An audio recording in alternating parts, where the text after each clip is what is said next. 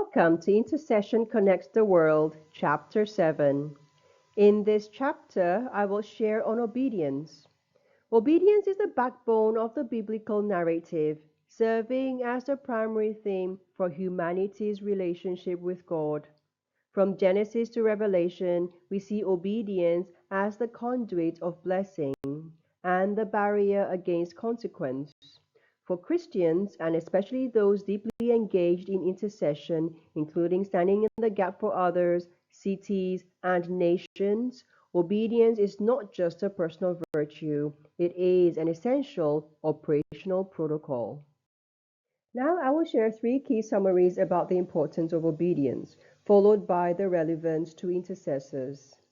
Number one, obedience is the expression of love and trust, not legalism. The biblical model of obedience is not about mindlessly following rules to earn God's favor. Instead, it's the natural response of a heart that loves and trusts God completely.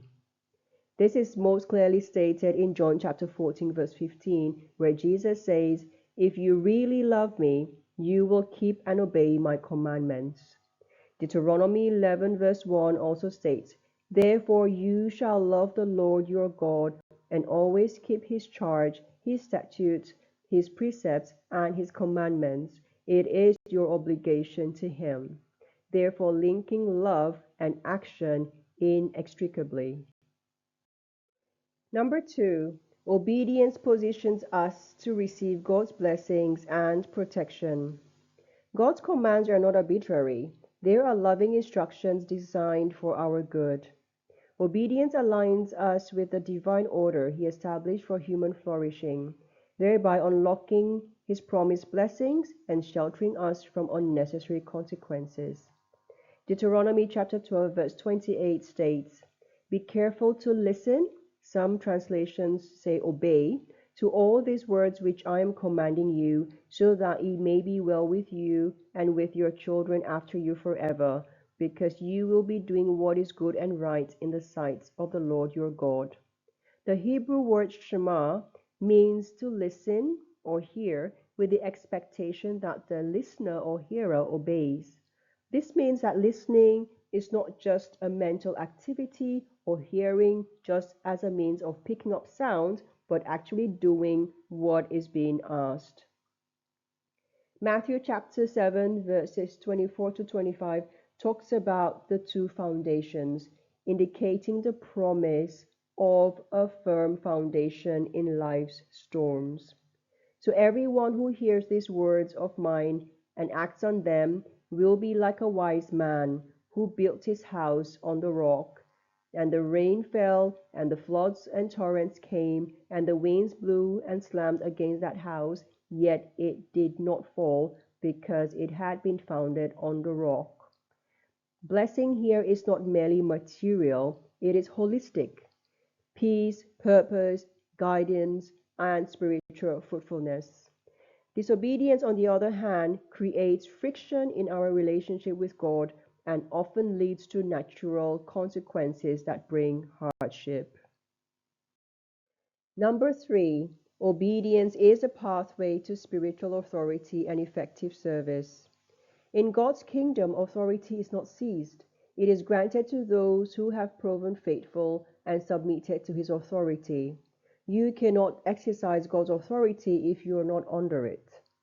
Jesus is the perfect model as stated in Hebrews chapter 5 verses 8 to 9. I read, "Although he was a son who had never been disobedient to the Father, he learned active obedience through what he suffered, and having been made perfect and retaining his integrity amid opposition, he became the source of eternal salvation to all those who obey him." Jesus showed flawless obedience, which qualified him as the perfect sacrifice and earned him all authority in heaven and on earth, as mentioned in Matthew 28, verse 18.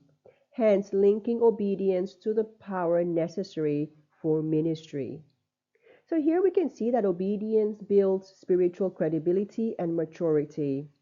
On the other hand, disobedience, like in the case of Moses striking the rock, can forfeit authority and disqualify one from certain aspects of service. Finally, I'll give 3 points just to emphasize the relevance of obedience to intercessors. Point number 1, obedience ensures clear communication and alignment with God's will. Obedience purifies the heart and sharpens spiritual hearing, ensuring that prayers are aligned with God's agenda, not personal ideas or desires.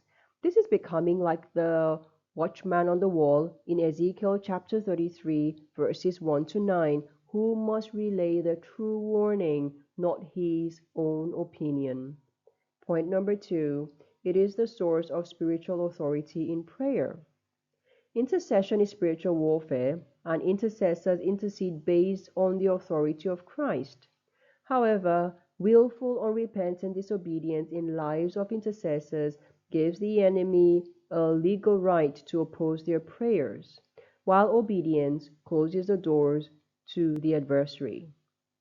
So when intercessors live lives of faithful obedience, they stand on solid ground and their prayers have power and authority because they are backed by a life that agrees with what their mouth is praying. Point number 3, it models the surrender intercessors pray for in others. Intercessors often pray for people to turn from sin, to trust God, and to obey His word. This makes the intercessor's life of obedience become a powerful testimony and a living model for the transformation they ask God to perform in others. This integrity strengthens prayers, as intercessors are not asking others to do something they are unwilling to do. Therefore, first and foremost, the intercessor embodies the plea, "Your kingdom come, your will be done on earth."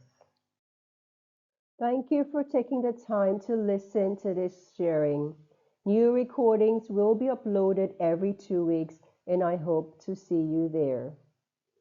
You can learn more about taking the land for God from my website, anniewong.org. For women, please take the opportunity to download the free ebook that I have written. It is a self-edited and self-published book that comes with an application workbook. Do not just read, but apply what you have read. Finally, I would like to end with a prayer. The Lord bless you and keep you. The Lord make his face shine upon you and be gracious to you. The Lord lift up his countenance upon you and give you his peace.